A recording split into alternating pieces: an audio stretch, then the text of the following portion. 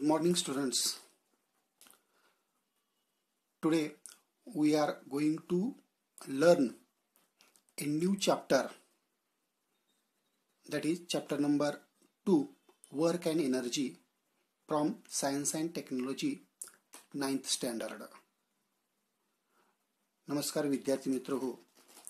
आज आपण विज्ञान आणि तंत्रज्ञान या विषयातील इयत्ता 9वीच्या पुस्तकातील प्रकरण क्रमांक 2 म्हणजेच कार्य आणि ऊर्जा या प्रकरणाच्या अभ्यासाला सुरुवात करणार आहोत. In this chapter we are going to study what do you mean by work and energy. In this chapter there are various activities which are shown in the form of pictures, and you have to observe those pictures and answer the questions given below. या प्रकरणाच्या सुरुवातीला काही चित्रांच्या रूपातील कृती किंवा घटना दर्शवलेल्या आहेत की ज्या चित्रांच्या किंवा कृतींच्या निरीक्षणातून तुम्हाला काही प्रश्न विचारलेले आहेत. कॅन यू टेल मध्ये 2 प्रश्न आहेत बघा. In which of the pictures above has work been done. म्हणजे वरील चित्रांपैकी कोणत्या चित्रांमध्ये कार्य घडून आणलेलं आहे. In which of the pictures above has work been done. Work has been done in all the pictures above. म्हणजे वर असणाऱ्या चित्रातील सर्व घटनांमध्ये कार्य घडून आणलेलं आहे. But the type of work is different.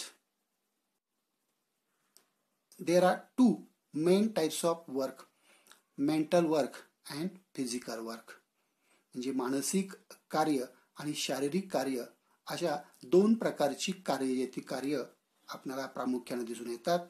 यापैकी in the first picture the girl is writing or studying. म्हणजे पहिल्या चित्रामध्ये मुलगी लिहित आहे किंवा अभ्यास करत आहे.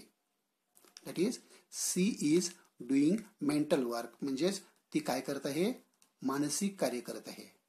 In the third picture, that is, girl is watching a TV with the help of remote. She is changing different programs on the TV. म्हणजे रिमोटच्या सहाय्यानं टीव्हीवरील विविध कार्यक्रम बदलून ती मुलगी टीव्ही पाहण्याचं कार्य करत आहे. She is also doing a mental work. म्हणजे ती सुद्धा मानसिक कार्य करत आहे. In the second picture, the boy is standing and playing with a ball that he is tapping the ball. म्हणजे दुसऱ्या चित्रामध्ये मुलगा जो आहे तो मुलगा एकाच ठिकाणी उभं राहून बॉल न खेळत आहे. म्हणजेच बॉल जो तो बॉल टॅपिंग करत आहे. आणि in the last picture a person, a man is carrying the weight. म्हणजे चौथ्या चित्रामध्ये मनुष्य ओझं आहे ते ओझं घेऊन जात आहे.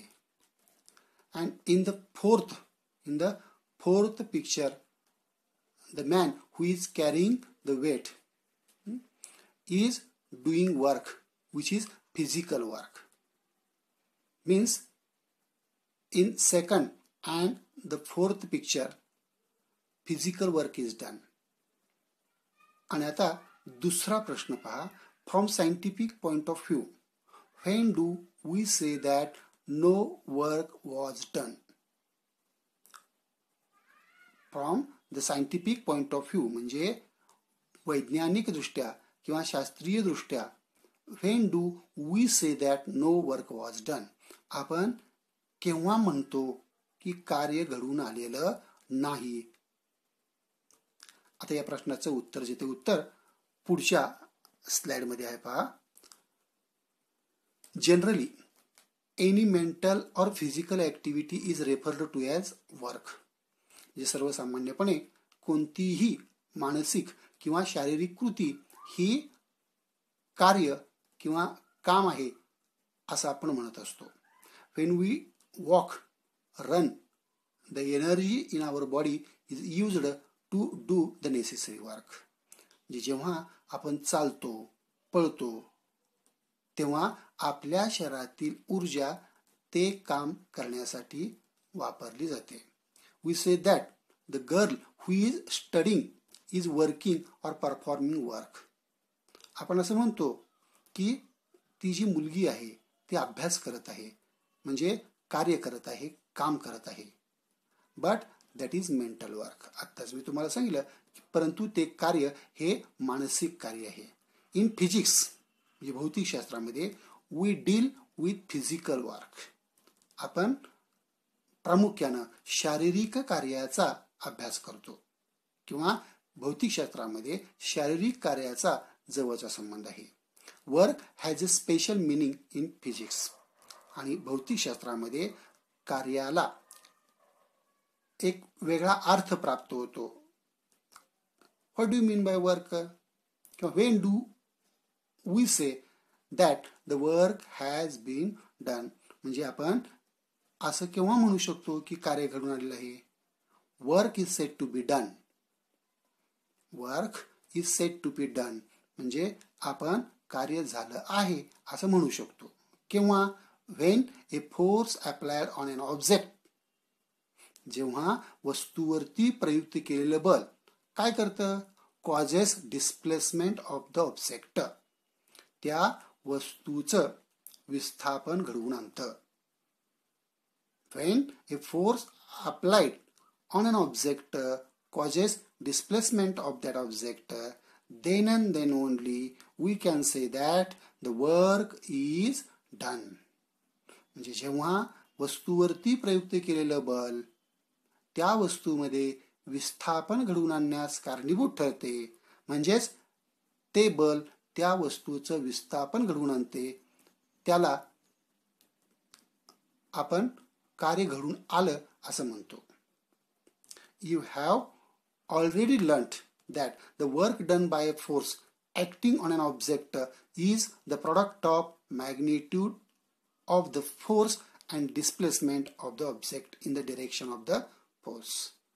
म्हणजे आपण याचा यापूर्वीच अभ्यास केलेला आहे. जेव्हा एखाद्या वस्तूवरती बल प्रयुक्त केले जाते तेव्हा त्या प्रयुक्त केलेल्या बलामुळे घडून आलेलं कार्य काढण्याकरता त्या प्रयुक्त केलेल्या बलाचं परिमाण आणि त्या बलामुळे घडून आलेल्या विस्थापनाचे परिमाण यांचा गुणाकार केला जातो. केव्हा? जेव्हा the displacement of that object is in the direction of the force. जेव्हा त्या वस्तूचं विस्थापन प्रयुक्त केलेल्या बलाच्या दिशेने घडून येते तेव्हा. म्हणजे when displacement of the object is in the direction of the force, then we can calculate the work done by the applied force by using formula work is equal to force into displacement. म्हणजे जेव्हा प्रयुक्त बलाने घडून आलेलं विस्थापन बलाच्या दिशेने असते तेव्हा त्या बलामुळे घडून आलेलं कार्य काढण्याकरता खालील सूत्राचा वापर करतात. Work is equal to force into displacement. कार्य बरोबर बल गुणिले विस्थापन. मग जर आपण प्रयुक्त केलेल्या बलामुळे वस्तूचं विस्थापन त्या बलाच्या दिशेने होत नसेल तर, means the direction of the displacement of the object due to the applied force is different from the direction of the applied force, then we have to use another formula for calculating the work done by the applied force. म्हणजे जेव्हा प्रयुक्त केलेल्या बलामुळे घडून येणारं विस्थापन हे बलाच्या दिशेने होत नाही, तेव्हा आपणाला त्या बलामुळे घडून येणारं जे कार्य आहे ते कार्य काढण्यासाठी वेगळ्या दुसऱ्या सूत्राचा वापर करावा लागेल. आता हे सूत्र काय आहे ते आपण पुढील पानावरती पाहणार आहोतच. तत्पूर्वी कॅन यू रिकॉल मध्ये त्यांनी एक प्रश्न विचारलाय बघा. What are the different types of forces and their examples. म्हणजे बलांचे विविध प्रकार कोणते आणि त्यांची उदाहरणं जी आहेत ती उदाहरणं तुम्हाला आठवत आहेत का पहा. There are different types of forces which are acting किंवा which are applied for doing different types of work. म्हणजे वेगवेगळ्या प्रकारचं कार्य घडवून आणण्यासाठी वेगवेगळ्या प्रकारची बलं आपण वापरत असतो. फॉर एक्झाम्पल मॅग्नेटिक फोर्स, चुंबकीय बल. ॲटॉमिक फोर्स, अणुकेंद्रकीय बल. त्यानंतर फ्रिक्शन फोर्स, घर्षण बल. These are the some examples of forces which we use to do different types of works. म्हणजे वेगवेगळ्या प्रकारची कामं करण्याकरता आपण जी बलं वापरतो त्यापैकी काही बलांची उदाहरणं जे ते उदाहरणं सांगितले आहेत. Observe and discuss. निरीक्षण करा आणि चर्चा करा या सदराखाली आपणास एक चित्र दिलेलं आहे. आता या चित्रामध्ये ए, बी आणि सी अशी 3 चित्र आहेत की ज्या तिन्ही चित्रांमध्ये डिस्प्लेसमेंट ऑफ एन ऑब्जेक्ट म्हणजेच वस्तूच्या विस्थापनाची उदाहरणं दर्शवलेली आहेत. आता काय उदाहरणं आहेत? ए. आता या चित्रामध्ये ती जी मुलगी आहे ती मुलगी काय करत आहे? टेबलवरती असलेला एक ठोकळा ए ठिकाणाहून बी ठिकाणापर्यंत तिला न्यायचं आहे. काय माहिती दिली आहे बघा. Meenakshi wants to displace a wooden block from point A to point B. मीनाक्षीला एक लाकडी ठोकळा ए या बिंदूपासून बी या बिंदूपर्यंत न्यायचा आहे, विस्थापित करावायचा आहे. पुढे काय म्हटलं बघा. She has used force F for the purpose. आणि या उद्देशानं तिनं एफ इतकं बल त्या लाकडी ठोकळ्यावर प्रयुक्त केलेलं आहे, लावलेलं आहे. Has all the energy C spent been used to produce acceleration in the block. जे तिनं वापरलेली सर्व ऊर्जा ही त्या वस्तूमध्ये त्वरण निर्माण करण्यासाठी, त्या ठोकळ्यामध्ये त्वरण निर्माण करण्यासाठी वापरली गेलेली आहे का? The answer is no. उत्तर आहे नाही. का बरं? Because some of the energy is used to overcome the different another forces which are acting on that object that is wooden block. म्हणजे यापैकी काही ऊर्जा त्या लाकडी ठोकळ्यावरती कार्य करणाऱ्या इतर बलांना निष्प्रभ करण्यासाठी, नाहीसं करण्यासाठी वापरण्यात येणार आहेत. For example, some of the energy is used to destroy the friction force acting on that wooden block. म्हणजे यापैकी काही ऊर्जा ही त्या वस्तूवरती कार्य करणाऱ्या घर्षण बलाला नाहीसं करण्यासाठी वापरली जाईल. म्हणजेच उत्तर काय येणार आहे? All the energy C spent been used to produce acceleration in the block? No. Some of that energy is used to overcome, to destroy the different forces which are acting on the wooden block. म्हणजे त्या लाकडी ठोकळ्यावरती कार्य करणारी इतर जी बली आहेत त्यांचा प्रभाव नाहीसा करण्यासाठी, त्यांचा परिणाम नाहीसा करण्यासाठी ही बलं वापरावी लागतील. आणि दुसरा प्रश्न काय बघा. Which forces have been overcome using that energy. आणि आत्ताच मी सांगितलं फ्रिक्शन फोर्स आहे which is acting on that object. You have to overcome that force to displace that wooden block from A to B. म्हणजे घर्षण बल आहे की ज्या घर्षण बलाला नाहीसे केल्याशिवाय, ज्या घर्षण बलावरती मात केल्याशिवाय आपणाला तो ठोकळा ए पासून बी पर्यंत नेता येणार नाही. आता यानंतर किंवा दुसरं चित्र आहे बी, की ज्या चित्रामध्ये काय होते बघा, एक लहानशी मुलगी दोरीच्या साहाय्यानं खेळणं ओढत आहे. त्याचप्रमाणे सी हे जे चित्र आहे की ज्या चित्रामध्ये एका मोठ्या वाहनाच्या साहाय्यानं छोट्या वाहनाला दोरी बांधून ते छोटं वाहन ओढून नेण्याचा प्रयत्न केला जातोय. आता या दोन्ही चित्रांच्या बाबतीत जी माहिती आहे ती माहिती पुढे दिली बघा. When child pulls a toy cart, force is applied along the direction of the string while the cart is pulled along the horizontal surface.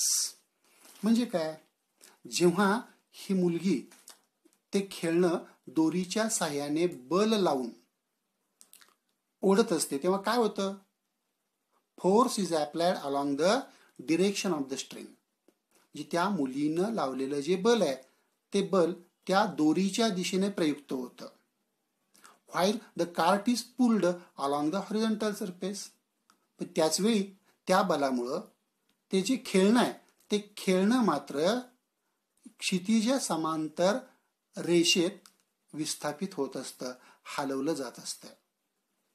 In this case, in order to calculate the amount of work done, मग अशा केसेसमध्ये आपणाला जर प्रयुक्त केलेल्या बलामुळे घडून आलेलं कार्य काढायचं असेल तर काय करावं लागतं, we have to convert the applied force into the force acting along the direction of the displacement. म्हणजे अशा उदाहरणांमध्ये जेव्हा प्रयुक्त केलेल्या बलामुळे घडून आलेलं कार्य आपणास काढावायचं असतं तेव्हा we have to convert applied force, आपणाला हे प्रयुक्त केलेलं बल रूपांतरित करावं लागेल. कशामध्ये, into the force acting along the direction of the displacement. त्या वस्तूच्या विस्थापनाच्या दिशेमध्ये प्रयुक्त झालेल्या बलामध्ये आपण लावलेलं बल रूपांतरित करावं लागेल. वरील आकृतीमधील उदाहरण क्रमांक 2 म्हणजेच बी हे जे चित्र आहे की ज्या चित्रामध्ये ती मुलगी दोरीच्या साहाय्यानं खेळणं ओढत आहे, आणि सी हे जे चित्र आहे या चित्रामध्ये मोठी कार जी आहे ती लहान कारला दोरी बांधून ओढून नेत आहे. या दोन्ही उदाहरणामध्ये लावलेलं जे बल आहे, applied force and the displacement of object are different. म्हणजे प्रयुक्त बल आणि त्या बलामुळे त्या वस्तूचं होणारं विस्थापन हे वेगवेगळ्या दिशांमध्ये होत आहे. मग अशा वेळी घडून आलेलं जर कार्य काढायचं असेल तर आपणाला प्रयुक्त केलेल्या बलाचा किती भाग हा त्या वस्तूच्या विस्थापनाच्या दिशेत प्रयुक्त केला जातोय, लावला जातोय हे माहीत असणं गरजेचं आहे. आता यासाठी काय केलंय बघा, let F be the applied force. समजा एफ इतकं प्रयुक्त बल असेल and F1 be the component in the direction of displacement, आणि F1 हा त्या बलापैकी विस्थापनाच्या दिशेमध्ये कार्य करणारा भाग आहे, कार्य करणारा घटक आहे. म्हणजे आपण F इतकं बल प्रयुक्त केलं असेल आणि या बलाचा F1 इतका भाग त्या वस्तूच्या विस्थापनाच्या दिशेत प्रयुक्त झाला असेल आणि let S be the displacement, आणि समजा त्यामुळे S इतकं विस्थापन झालं असेल, then the amount of work done is given by. अशा वेळी घडून आलेलं कार्य काढण्यासाठी आपल्याला खालील सूत्र वापरावं लागेल, W is equal to F1 into S. कार्य बरोबर F1 गुणिले S. F1 म्हणजे त्या वस्तूच्या विस्थापनाच्या दिशेत कार्य करणारं बल, आणि एस म्हणजे त्या वस्तूचं झालेलं विस्थापन. आता हे जे बल आहे, हे बल नेमकं किती आहे हे आपणाला कसं काढता येईल? त्यासाठी पुढील कृती दिली बघा. The force F is applied in the direction of the string. आपणास माहित आहे की त्या मुलीद्वारे जे बल लावलेलं आहे ते बल त्या दोरीद्वारे एफ इतकं बल त्या कारवरती किंवा त्या खेळण्यावरती लावलेलं आहे. That is at an angle with the horizontal. पण हे जे बल आहे, हे बल किंवा या बलाची दिशा आणि त्या वस्तूच्या विस्थापनाची दिशा यांच्यामध्ये थीटा इतका कोन आहे. म्हणजे एक विशिष्ट कोन आहे की जो कोन थीटा आहे असा मांडलेला आहे बघा. Let theta be the angle that the string makes with horizontal. म्हणजे ज्या क्षितिज समांतर रेषेमध्ये ते खेळणं विस्थापित होते त्या विस्थापनाची जी दिशा आहे ते म्हणजे क्षितिज समांतर आहे. या क्षितिज समांतर दिशेशी प्रयुक्त बलाने म्हणजेच अप्लाइड फोर्सनं केलेला जो कोन आहे तो थीटा आहे असं गृहीत धरूया. We can determine the component F1. आता आपण तो जो F1 हा जो घटक आहे which is the component of the applied force, म्हणजे त्या प्रयुक्त बलाचा F1 इतका भाग त्या वस्तूच्या विस्थापनाच्या दिशेने प्रयुक्त केला जातोय आणि म्हणून आपल्याला F1 काढायचा आहे. We can determine the component F1 of this force which acts in the horizontal direction, की जो त्या क्षितिज समांतर दिशेत कार्य करत आहे. Bye means of trigonometry. आपण हा जो भाग आहे म्हणजे ही जी F1 ची किंमत आहे ही काढण्यासाठी आपल्याला ट्रिग्नोमेट्री म्हणजे त्रिकोणमितीचा वापर करावयाचा आहे. आता यासाठी सी फिगर 2.3. आता 2.3 या आकृतीमध्ये पहा असं सांगितलं आहे. आता या आकृतीमध्ये डाव्या बाजूला त्या रेषेवरती एक लाकडी ठोकळा दाखवला आहे की ज्याला आपण खेळणं समजूया.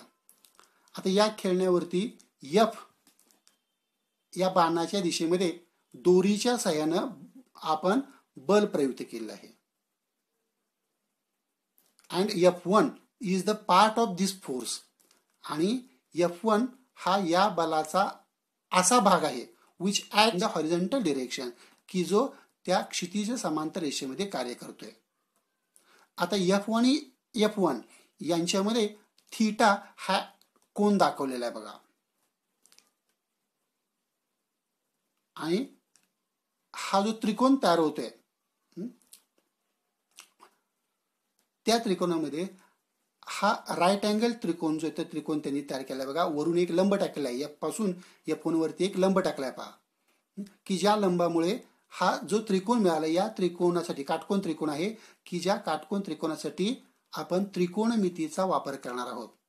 की ज्या त्रिकोणमितीचा वापर करून आपण F1 म्हणजे the force acting in the horizontal direction काय असेल हे कॅल्क्युलेट करू शकतो. आणि त्यासाठी तुम्हाला या आकृतीचं निरीक्षण करायला सांगितलंय. आता cos theta is nothing but base upon hypotenuse.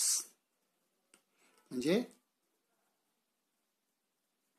कोनालगतची बाजू म्हणजेच बेस अँड हायपोटेनस म्हणजे कर्ण यांचा भागाकार म्हणजे कॉस थिटा. म्हणजे कॉस थिटा जो आहे या कॉस थिटाची व्हॅल्यू काढण्यासाठी आपल्याला बेस अपॉन हायपोटेनस म्हणजेच कोनालगतची बाजू काटकोनालगतची बाजू भागिले त्या काटकोन त्रिकोणाचा कर्ण हे कॉस थिटाचं सूत्र आहे. या ठिकाणी या आकृतीमध्ये बेस म्हणजे F1 आहे आणि हायपोटेनस म्हणजे कर्ण जो आहे तो कर्ण म्हणजे F आहे. आणि म्हणून cos theta is equal to F1 upon F असं म्हटलेलं आहे की ज्या सूत्रावरून F1 ची किंमत आपण काढू शकतो. F1 is equal to F into cos theta. with the help of trigonometry, we get the formula to calculate the F1 force. That is, F1 is equal to F into cos theta. आता F1 किंमत काढण्याकरता हा जो formula मिळाला, हे जे सूत्र मिळालं, ही किंमत जर आपल्या वरील सूत्रामध्ये ठेवली तर 1 नंबरच्या सूत्रामध्ये W is equal to F1 into S, की ज्याच्यामध्ये F1 साठी आपण काय केलं, F इंटू कॉस थिटा वापरलं. तर सूत्र असं होईल W is equal to F1 च्या ऐवजी F into cos theta into S. W is equal to F into cos theta into S. आणि हे सूत्र रूपांतरित करून खाली घेतलं बघा, W is equal to F into S into cos theta. This is the formula which is used to calculate the work done by the applied force when displacement of the object is not in the direction of the applied force. म्हणजे हे सूत्र आहे W बरोबर F गुणिले S गुणिले cos theta, की ज्या सूत्राचा वापर आपण केव्हा करतो, जेव्हा प्रयुक्त बलामुळे वस्तूचं विस्थापन बलाच्या दिशेने होत नाही तेव्हा. म्हणजेच प्रयुक्त बल आणि वस्तूचे विस्थापन यांच्या दिशेमध्ये विशिष्ट कोन असतो, की ज्याला थीटा असं म्हटलेलं आहे. आता या थीटाच्या वेगवेगळ्या किमतींसाठी कॉस थीटाची किंमत किती येते ते खालील चार्टमध्ये दिलेलं आहे. आणि जर ही किंमत कॉस थीटाची आपण त्या विशिष्ट थीटाच्या किमतीसाठी वापरली तर जे सूत्र मिळते त्या सूत्रावरून आपल्याला कन्क्लुजन काढायला सांगितलं आहे. खाली जो चार्ट दिलाय त्या चार्टचं जर निरीक्षण करा बघा, enter your conclusions about the work done for specific values of theta in the following table. आता थीटाच्या ज्या विशिष्ट किमती दिल्या आहेत त्या किमतींसाठी जे सूत्र मिळतं त्या सूत्रावरून या खालील सारणीमध्ये तुमच्या निष्कर्षाची नोंद करा असं म्हटलेलं आहे. आता the value of theta is 0. If the value of theta is 0 degree then the cos 0 is equal to 1. म्हणजे जर थीटाची किंमत 0 अंश असेल तर कॉस 0 ची किंमत येते 1. आणि मग ही किंमत जर वरील सूत्रामध्ये गाठली तर वरील सूत्र काय म्हणते बघा बरं, W is equal to F into S into 1, that is W is equal to F into S. म्हणजे जेव्हा थीटा 0 असतो याचा अर्थ काय, F and F1 R in the same direction. म्हणजे F आणि F1 या दोन्हीची दिशा एकच आहे. म्हणजेच प्रयुक्त बलाची आणि विस्थापनाची दिशा ही एकच आहे. म्हणजे थीटा 0 आहे. आणि असं असेल तर घडून आलेलं कार्य हे काय असतं, W is equal to Fs, that is positive, that is धन कार्य. म्हणजे कन्क्लुजन काय आलं, if theta is 0 degree then the work done by the applied force is positive work. This is the conclusion for the first value of theta. म्हणजे थीटाच्या 0 या किमतीसाठी निष्कर्ष काय झाला, घडून आलेलं कार्य हे धनकार्य असतं. Then when theta is 90 degree, आता थीटा 90 अंशाचा असेल, means the direction of the displacement and the direction of the force applied is perpendicular to each other. म्हणजे प्रयुक्त बलाची दिशा आणि वस्तूच्या विस्थापनाची दिशा यांच्यामध्ये 90 अंशाचा कोन आहे. म्हणजेच ते परस्परांशी लंबरूप असतील. तर if theta is 90 degree then the value of cos theta is 0.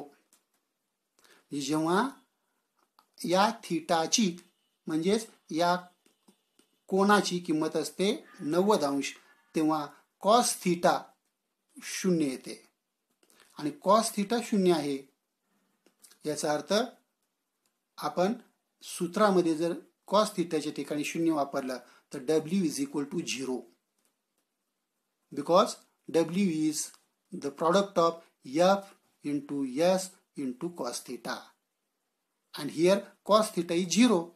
Hence the value of W, that is work done, is 0, means there is no work done. याचा अर्थ आता या ठिकाणी कोणतंही कार्य घडून आलेलं नाही म्हणजे शून्य कार्य आहे. म्हणजे शून्य कार्य कधी घडून येतं? If the direction of the applied force is perpendicular to the direction of displacement of that object. म्हणजे जेव्हा वस्तूवर कार्य करणारी बलाची दिशा आणि त्या वस्तूच्या विस्थापनाची दिशा यांच्यामध्ये काटकोन असतो, या दोन्ही दिशा परस्परांना लंबरूप असतात, तेव्हा घडून आलेलं कार्य शून्य कार्य असतं. The conclusion is 0 work and the value of theta 180 degree. म्हणजे जर या थीटाची किंमत 180 अंश असेल तर आता थीटाची व्हॅल्यू 180 अंश आहे याचाच अर्थ the direction of the applied force and the direction of the displacement are opposite to each other. म्हणजे काय? जेव्हा थीटाची किंमत 180 अंश असते तेव्हा प्रयुक्त बलाची दिशा आणि वस्तूच्या विस्थापनाची दिशा परस्पर विरुद्ध असतात. आणि म्हणून काय म्हणलं बघा, when the value of theta is 180 degree, then the value of cos 180 degree is -1. म्हणजे जेव्हा थीटा 180 अंश असतो तेव्हा कॉस थीटाची किंमत म्हणजेच कॉस 180 डिग्रीची किंमत ही -1 असते आणि ही किंमत जर सूत्रामध्ये घातली तर आपल्याला काय मिळते बघा, W is equal to -Fs. That is the work done is negative work. म्हणजे ऋण कार्य is the conclusion.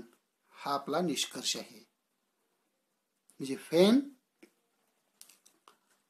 the direction of applied force and the direction of the displacement are opposite each other, then the work done is negative work. अशा प्रकारे थीटाच्या या वेगवेगळ्या किमतीसाठी घडून आलेलं कार्य ते कार्याच्या निष्कर्षाप्रत आपल्याला पोहोचता येईल. आता यानंतर पुढचा जो भाग आहे युनिट ऑफ वर्क, कार्याची एकक. वर्कचा फॉर्म्युला आपल्याकडे आहे, work is equal to force into displacement. आता कार्याचं एकक काढायचं आहे त्यामुळं फोर्स आणि डिस्प्लेसमेंटची SI सिस्टीम मधील आणि CGS सिस्टीम मधील जर युनिट्स आपण या फॉर्म्युलामध्ये वापरली तर आपल्याला वर्कची युनिट्स मिळतील. Work is equal to force into displacement. In SI system, the unit of force is Newton, while the unit of displacement is meter. Hence, the unit of work in SI system is Newton meter. The unit of work in SI system is Newton meter, which is also called as joule.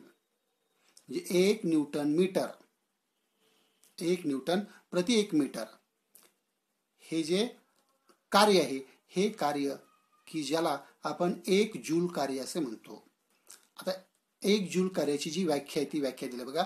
1 joule work, when we say that the work done is 1 joule if a force of 1 newton displaces an object through 1 meter. If a force of 1 newton displaces an object through 1 meter in the direction of the force, then the amount of work done on the object is 1 joule. बघा, जर 1 Newton इतकं बल एखाद्या वस्तूवरती कार्य करत असेल आणि त्या बलामुळे जर वस्तूचं 1 मीटर इतकं बलाच्या दिशेने विस्थापन होत असेल तर घडून आलेलं कार्य 1 जूल आहे असे म्हणतात. Hence 1 joule is equal to 1 newton into 1 metre. म्हणजे कार्याचं SI पद्धतीतील एकक आहे 1 न्यूटन प्रति 1 मीटर. जे न्यूटन मीटर हे कार्याचं एकक आहे SI पद्धतीतील की ज्याला जूल असं म्हणतात. In CGS system the unit of force is dyne while that of the displacement is centimetre. आता CGS पद्धतीमध्ये बलाचे एकक आहे डाइन आणि विस्थापनाचे एकक आहे centimetre. Hence the unit of work done is dyne centimetre. The unit of work done is 9 centimeter, which is also called as an erg. याला erg असं म्हटलं जातं. म्हणजे 9 सेंटीमीटर हे कार्याचं CGS पद्धतीतील एकक आहे की ज्याला erg असं म्हटलं जातं. आता एक erg कार्य म्हणजे काय बघा, 1 erg work. If a force of 1 dyne displaces an object through 1 centimeter, जर एक डाइन बल वस्तूला 1 सेंटीमीटर अंतरातून विस्थापित करत असेल, कुठं, in the direction of the force, त्या बलाच्या दिशेनं, then the amount of work done is 1 erg. म्हणजे जर एक डाइन इतकं बल वस्तूला बलाच्या दिशेनं 1 सेंटीमीटर इतकं विस्थापित करत असेल तर the amount of work done is 1 erg. घडून आलेलं कार्य 1 erg आहे असं म्हणतात. 1 erg is equal to 1 dyne into 1 centimetre. आता ही कार्याची SI आणि CGS पद्धतीतील एकक झाली. And the relationship between joule and erg. आता कार्याच्या या दोन पद्धतीमध्ये असणाऱ्या एककांच्या मध्ये असणारा परस्पर संबंध काय आहे बघा. We know that 1 newton is equal to 10⁵ dyne and 1 metre is equal to 10⁵2 centimetre. म्हणजे आपल्याला माहित आहे की 1 न्यूटन म्हणजे 10⁵ डाइन आणि 1 मीटर म्हणजे 10⁻² सेंटीमीटर. मग या किमती एका बाजूला घालून 1 जूलची किंमत आपण काढूया. 1 joule is equal to 1 newton into 1 metre. डावी बाजू आहे तशीच ठेवली. उजव्या बाजूमध्ये ज्या SI पद्धतीतील किमती होत्या त्या फक्त CGS मध्ये घातल्या. 1 न्यूटनच्या ऐवजी लिहिले बघा 10⁵ डाइन आणि 1 मीटरच्या ऐवजी 10⁵2 सेंटीमीटर. आणि आता समीकरण कसं मिळालं बघा. 1 joule is equal to 10⁵ dyne into 10⁵2 centimetre. 10⁵5 into 10⁵2 10�7 झालं. आणि म्हणून 1 joule is equal to 10⁷ dyne centimetre and 9 centimeter is nothing but erg. Hence 1 joule is equal to 10⁷ erg is the relationship between the units of work done in SI as well as CGS system. म्हणजे 1 joule बरोबर 10⁷ erg ही joule आणि erg यांच्यामधील परस्पर संबंधाचं सूत्र आहे. आता यानंतर positive, negative आणि झिरो वर्क. धन, ऋण आणि शून्य कार्य म्हणजे काय याची माहिती आपण अभ्यासणार आहोत.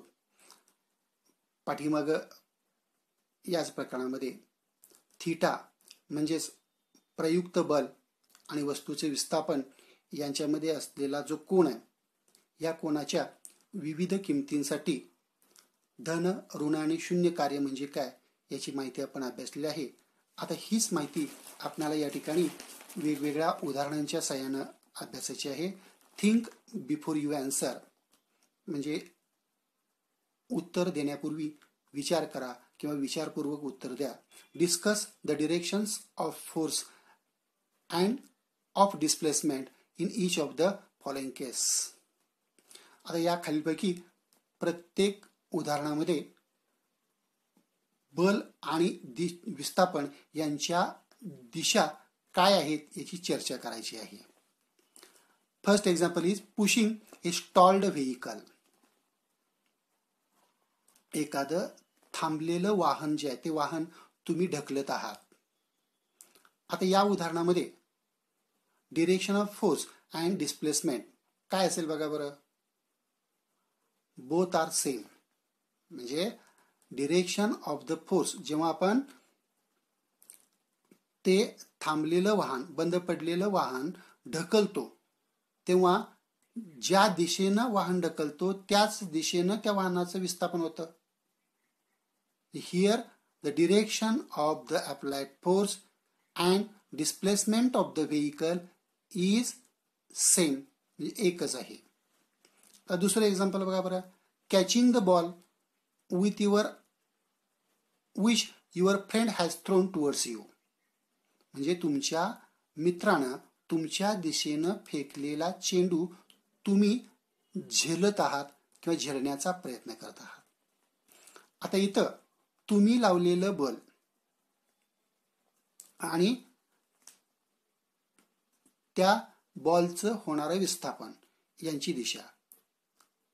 आता या ठिकाणी आपण जे बल आहे ते बल त्या चेंडूची गती त्या चेंडूचा जो वेग आहे ज्या वेगानं तो चेंडू जात आहे ते थांबवण्यासाठी आपण बल लावतोय. म्हणजे आपण लावलेल्या बलाची दिशा आणि त्या चेंडूच्या विस्थापनाची दिशा ही परस्पर विरुद्ध आहे.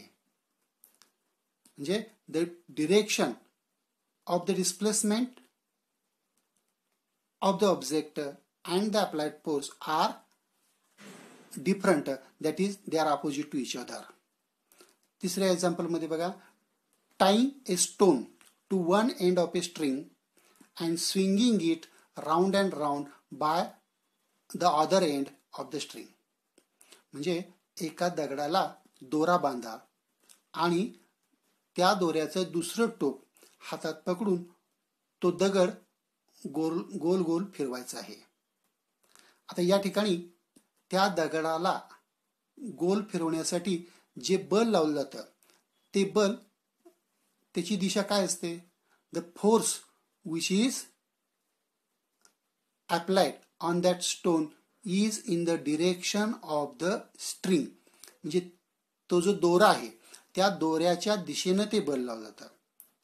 and the displacement of the stone is perpendicular to the direction of the force.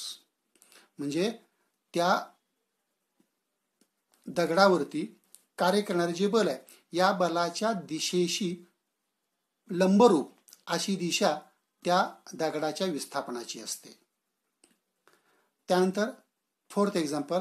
Walking up and down A staircase climbing a tree. म्हणजे एखाद्या झाडावरती चढणे किंवा जिना जो असतो त्या जिन्याच्या पायऱ्या वर खाली चढणे म्हणजे जिना वर चढणे किंवा खाली उतरणे. आता या केसेसमध्ये काय होतं. आपण जेव्हा वर चढतो किंवा खाली उतरतो तेव्हा आपण त्या जिन्याच्या पायऱ्यांना मागं ढकलतो आणि आपण पुढे जात असतो. म्हणजे the applied force is in the opposite direction of the displacement of the object. म्हणजे आपण लावलेलं बल आहे ते बल मागच्या दिशेनं लावतो आपण पुढे जातो. म्हणजे येतं प्रयुक्त बल आणि विस्थापनाची दिशा ही परस्पर विरुद्ध आहे. आणि पुढे काय म्हणले बघा. Stopping a moving car by applying brakes. म्हणजे एखादी गतिमान कार आपण ब्रेक लावून जेव्हा थांबवतो तेव्हा आपण लावलेले ब्रेक किंवा ब्रेकच्या साहाय्यानं लावलेलं बल आणि त्या कारचं होणारं विस्थापन यांच्यामध्ये परस्पर विरुद्ध दिशा असते. आता या ठिकाणी खाली काय म्हणते बघा. You will notice that in some of the above examples the direction of the force and displacement are same. आता आपलं असं लक्षात आलं की वरील उदाहरणांपैकी काही उदाहरणांमध्ये बलाची दिशा आणि विस्थापनाची दिशा सेम आहे. For example pushing a stalled vehicle. पुढे काय म्हणले बघा, in some other cases these directions are opposite to each other. आता यापैकी काही उदाहरणांमध्ये या दोन्ही म्हणजे बलाची आणि विस्थापनाची दिशा परस्पर विरुद्ध आहे. याच्यामध्ये catching the ball with your friend has thrown towards you हे एक झालं. त्यानंतर walking up and down a staircase म्हणजे एखाद्या जिन्यावरून वर खाली चढत असताना किंवा झाडावरती चढत असताना आपण लावलेल्या बलाची जी दिशा असते ती दिशा परस्पर विरुद्ध असते. आणि पुढे काय म्हणले बघा, in some other cases these directions are opposite to each other while in some cases they are perpendicular to each other. आता काही उदाहरणांमध्ये आता for example third example, tying a stone to one end of the string and swinging it round and round by the other end of the string. आता या उदाहरणामध्ये applied force and displacement are perpendicular to each other म्हणजे प्रयुक्त बलाची दिशा आणि त्या वस्तूच्या विस्थापनाची दिशा परस्परांशी लंबरूप आहे. आणि या सगळ्यांचे म्हणजे in these cases the work done by the force is as follows. आणि या वेगवेगळ्या उदाहरणांमध्ये घडून आलेले जे कार्य ते कार्य खालीलप्रमाणे आहे. आता खाली जो चार्ट दिसतोय त्यामध्ये पहिला आकडा काय बघा, when the force and displacement are in the same direction म्हणजे जेव्हा बल आणि विस्थापनाची दिशा एकच असते, that is theta is equal to 0. म्हणजे जेव्हा वस्तूवरती प्रयुक्त केलेलं बल आणि वस्तूचं होणारे विस्थापन यांच्या दिशा समान असतात, सारख्या असतात, तेव्हा म्हणजेच थीटा हा काय असतो, 0 असतो. तेव्हा the work done by the force is positive. तेव्हा प्रयुक्त बलामुळे झालेलं कार्य हे धन कार्य असतं. म्हणजे धन कार्य केव्हा असतं, when the force and the displacement are in the same direction, that is theta is 0. Then the work done by the applied force is positive. आता दुसरं बघा, निगेटिव्ह वर्क आहे, when the force and displacement are in the opposite direction. म्हणजे जेव्हा बल आणि विस्थापन हे परस्परांशी विरुद्ध दिशेमध्ये कार्य करत असतील तर that is theta is equal to 180 degree. When the force and displacement are in the opposite directions, theta is equal to 180 degree. The work done by the force is negative. अशा वेळी घडून आलेलं कार्य हे ऋण कार्य असतं. Means negative work.